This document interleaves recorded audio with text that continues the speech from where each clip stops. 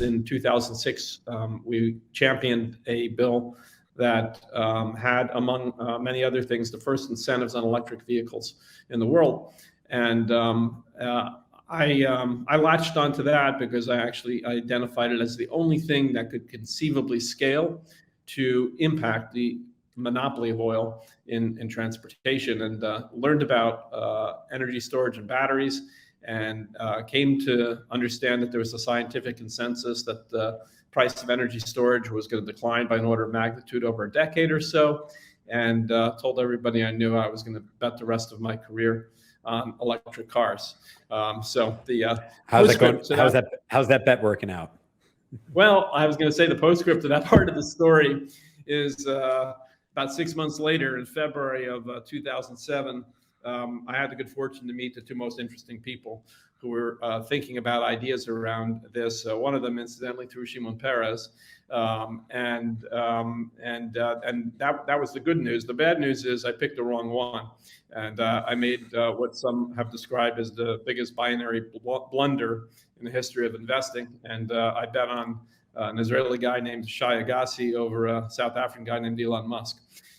So that was spent the next 5 years doing all things Better Place, which I'm sure many of your listeners will recall. Some of them may have recently seen some of the big white dinosaurs alongside the highways in Israel that used to be called battery switch stations. So that was my unusual path in this direction. So you were the first investor in Better Place, correct? I was the first investor in Better Place. I was on the board of Better Place, and I was also in the company for virtually all of its life, doing lots of different things, including trying to influence the Obama administration early in its tenure around the fate of General Motors and the Energy Department's loan guarantee program. What did you think about the bailouts of the automotive industry? I think everyone except Ford got a bailout, right? That's correct. The most consequential one was General Motors, and right. I had some success in kind of infiltrating the task force that President Obama put together to decide the fate of General Motors, and we actually had several very productive sessions. When I say we, I mean the Better Place team, with this task force in the Treasury building next to the White House.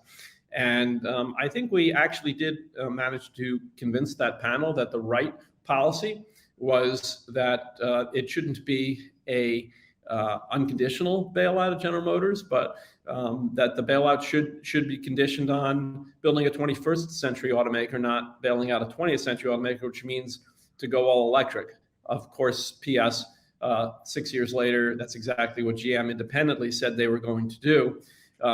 Could have happened at that time, and GM would be much more competitive today, and the U.S. would be much more competitive with China, and maybe Better Place would still be around. But we, as much as we were able to convince that panel, they were unable to convince the White House. Yeah. For those that don't know, Better Place started, like it's about 20 years ago. You're the first investor. What it does was, in short, 15 years ago this week. 15 years ago. Oh, very good. Good timing.